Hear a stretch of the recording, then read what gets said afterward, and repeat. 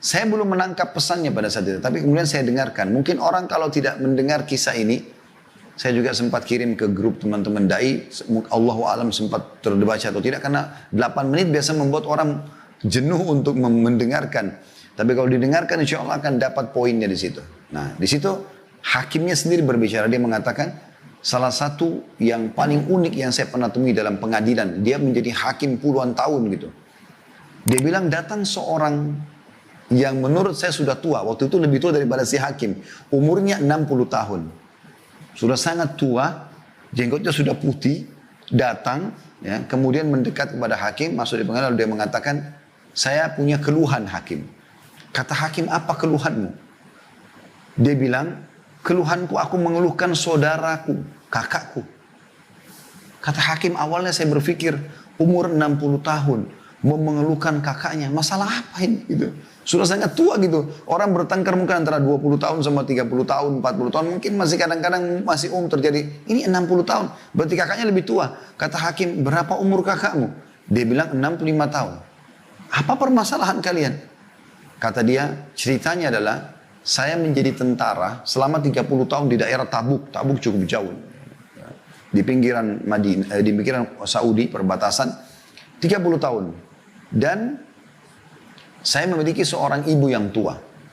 Ibu ini saya titipkan atau dijaga oleh kakak saya yang 65 tahun yang sedang saya keluhkan itu. Kata hakim, lalu apa yang kau keluhkan? Kakakmu menjaga ibumu dan kau pun menjadi askar. Kata dia, iya, ceritanya adalah selama 30 tahun itu saya selalu membagi gaji saya. Setengahnya saya pakai untuk kebutuhan, setengahnya saya berikan untuk kakak saya dan ibu saya. Selama 30 tahun dia bilang, saya pun kebanyakan menghabiskan waktu di wilayah sana. Sekarang saya sudah pensiun.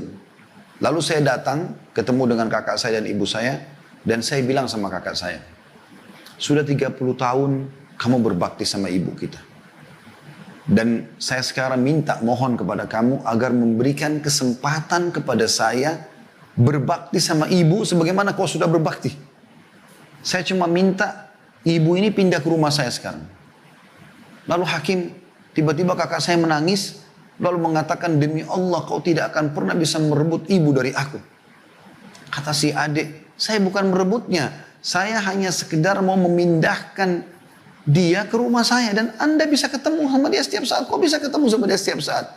Kata kakak saya, demi Allah kau tidak akan pernah bisa merebut ibu dari saya. Sebaliknya kau yang datang kepada saya di rumah ini. Saya tidak akan mungkin melakukan itu. Dia ulangi lagi, dia bilang, saya ulangi lagi, kak, saya hanya memindahkan dia ke rumah saya supaya saya bisa merasakan kenikmatannya berbakti sama ibu sebagaimana engkau telah menikmatinya 30 tahun. Kata kakak saya, kau sudah mendapatkan pahala kami, 30 tahun kau mengirimkan setengah gajimu, maka sekarang biarkan ibu sama saya. Jadi subhanallah, kata hakimnya, selama ini orang bertengkar antara saudara memperebutkan warisan, memperebutkan kedudukan, atau apalah. Ini memperebutkan di umur 60 sama 65 tahun, siapa yang lebih bisa merawat ibunya. Itu luar biasa gitu. Hakim ini menceritakan sambil meneteskan air mata, di suaranya kayak agak paro gitu. Lalu dia bilang, saya pun mengatakan sama dia, baik, coba panggil kakakmu sama ibumu ke pengadilan.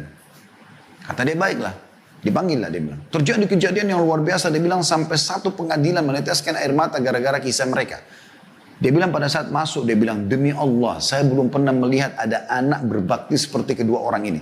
Ibunya digendong oleh keduanya, setengah tubuh ibunya dari pahanya dipegang oleh yang adik sebelah kiri dan si kakak pegang sebelah kanan. Mereka sama sekali tidak ingin ibunya menyentuhkan kakinya ke tanah. Digendong padahal ibunya masih mampu jalan. Sampai tiba di kursi. Lalu ibunya duduk tengah-tengah, si kakak duduk sebelah kanan, si adik duduk sebelah kiri. Kemudian saya mulai bertanya, ada masalah apa kalian? Ditanyalah kepada si adik, dia bilang, saya tanya kepada si adik. Adik ini tentu punya 60 tahun ya. Maka kata adiknya, saya sudah ceritakan kepada anda hakim. Kata hakimnya, saya mau dengar. Biar kakakmu juga mendengar keluhanmu. Supaya ini benar atau tidak. Saya mau dia membenarkan atau tidak. Diceritakanlah kembali ceritanya. Kemudian hakim bertanya kepada si kakak. Bagaimana menurut kamu? Kata si kakak, benar apa yang dikatakan oleh dia. Dia membantu kami 30 tahun. Dan ibu adalah tinggal bersama dengan saya. Namun demi Allah wahai hakim. Saya tidak akan pernah melepaskan ibu saya untuk tinggal sama dia. Dia boleh datang silakan. Tapi saya tidak mau kehilangan peluang ini. Gitu ya. Dan saya sudah membahasakan kepada adik saya, demi Allah kau hanya bisa memindahkan ibu ke rumahmu kalau melalui pintu mahkamah, pengadilan. Oleh karena itu dia datang kepada Anda. Kata hakim, saya belum pernah menghadapi masalah seperti ini. Bagaimana memecahkan masalah antara dua anak yang beributkan ibunya. Lalu saya balik kepada ibunya yang saya mengatakan, ibu, tengahi di antara mereka. Kata ibunya, saya nggak bisa wahai anakku. Dia bilang kepada hakim anak, karena ibunya juga sudah tua. 80 tahun lebih malah umur ibunya. Yang ini ditunjuk si kakak, mata sebelah kanan saya. Yang ini si adik, mata sebelah kiri saya. Dua-duanya ini berbakti sama saya. Saya tidak tahu harus menengahi mereka bagaimana. Maka saya pun berkata kepada si kakak, kalau saya melihat kasusnya, seharusnya memang adikmu punya hak. Dan kau bisa datang ke rumahnya. Dia punya hak untuk dibagi waktu sekarang.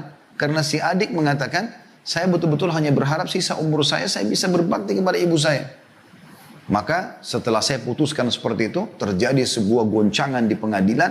Si kakak tiba-tiba menangis terisak-isak, lalu datang ke arah adiknya, mencium tangan adiknya, mencium lututnya adiknya, lalu memohon-mohon supaya ibunya jangan dipindahkan rumahnya. Sambil menangis, karena tangisan si kakak ini kami semua satu pengadilan nangis. Gitu. Bagaimana mereka luar biasanya mau memperebutkan ibunya. Ini si kakak cium tangan dan lutut adiknya untuk minta supaya ibunya jangan dipindahkan rumah.